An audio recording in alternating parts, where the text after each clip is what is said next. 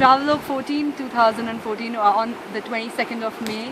We are here at Bungee, the last resort, and this place is all full of greens.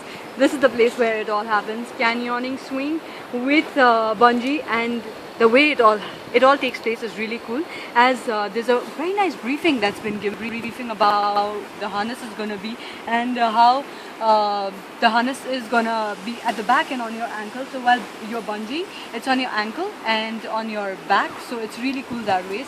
And while you are on the swing, what you gotta do is you get a swing right on your chest, and you have to hold that for a good 7 seconds of free fall. That's what happens in swing, and for bungee it's about 3 seconds of free fall.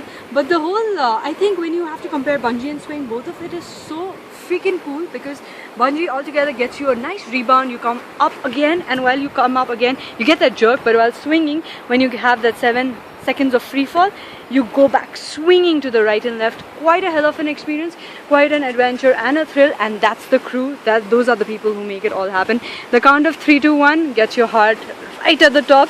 You don't know what's gonna happen, you have no idea, no freaking idea of where you're gonna land. But I think if you just look at the mountains, if you just leave your head back or your mind back and not think about it, you would just be on the adventure roll, and that would be the best thing ever. Once you're done with it, you wouldn't really realize it's already over. A trek when you come up, it's about 30 minutes.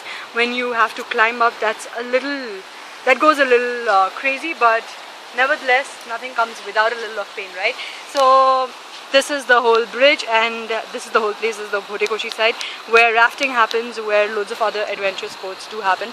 And yes, one on the bucket list, I'm sure. If you do not have this one on your bucket list, and if you are in Nepal, if you visit Nepal anytime, make sure that comes in one of yours.